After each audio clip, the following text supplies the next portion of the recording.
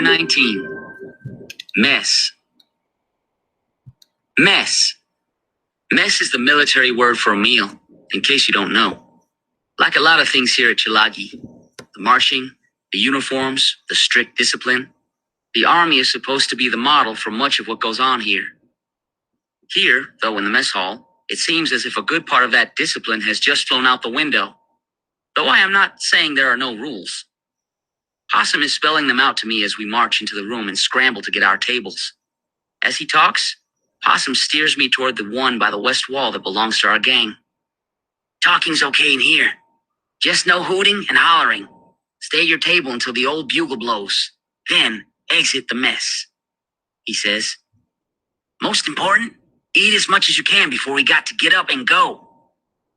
The smell of meat and potatoes is greeting my nose even before we've reached our gang's table. But there's no eats there. As I slide onto the bench, all I see are metal plates, dull-looking pewter forks and spoons, and empty mugs. No food at all. I turn my head to make out where that aroma of food is coming from.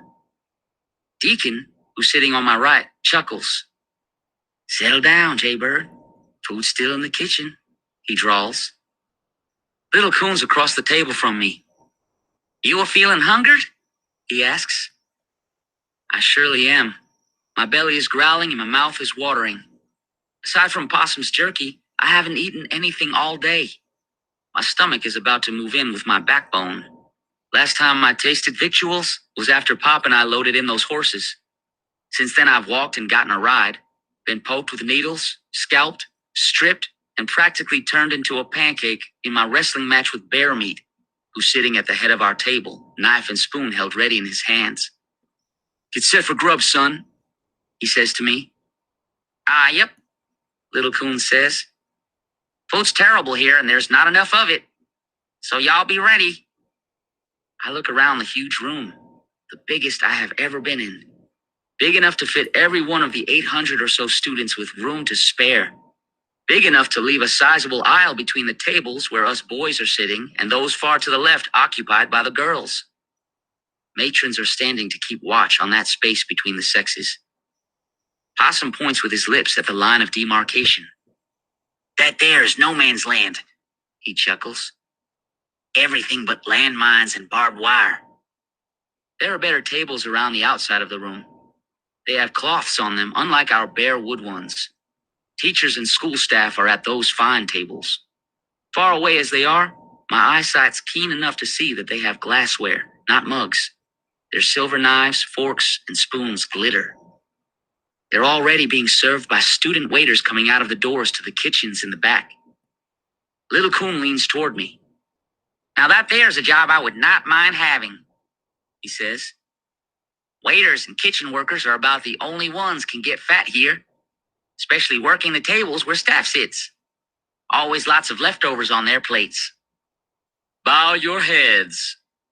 That command has just come from the tall man standing up at the head of the biggest table, Superintendent Morrell. Everyone's head goes down, but it's not dead silent.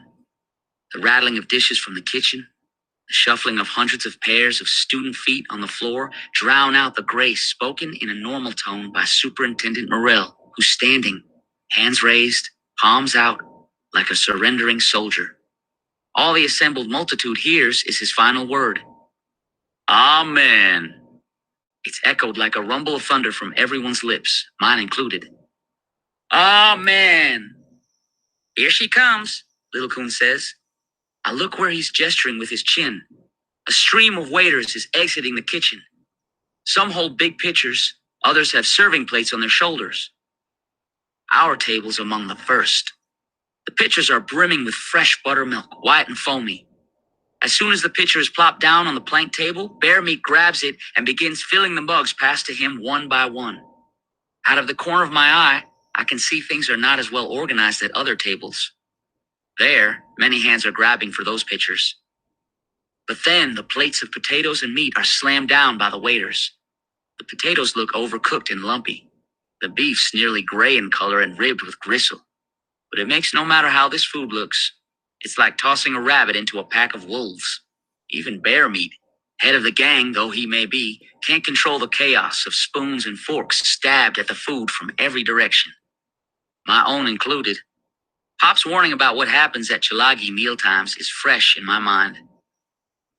It's amazing no one gets a hand impaled, and mighty sensible, I now realize, that we've not been issued knives for our meals. If we were, we'd likely end up with mangled mitts after chow. As it is, I check my plate to make sure no one's finger has ended up in the mess of tough meat and half-cooked spuds that's about to be my midday meal. Possum eyes the sizable helping I got. He pokes me in the ribs with his elbow. "Jaybird," he asks, raising an eyebrow. "You sure you never ate here before?" It's a question I don't answer, being too busy forking food into my mouth. Chewing beef that would make shoe leather seem tender is not conducive to talking. Possum chuckles and turns his attention to his own plate.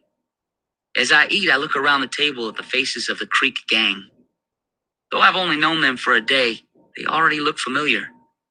I never wanted to be here, but being accepted like this, a strange thing for me, makes me feel less abandoned than I did when I watched Pop walk away.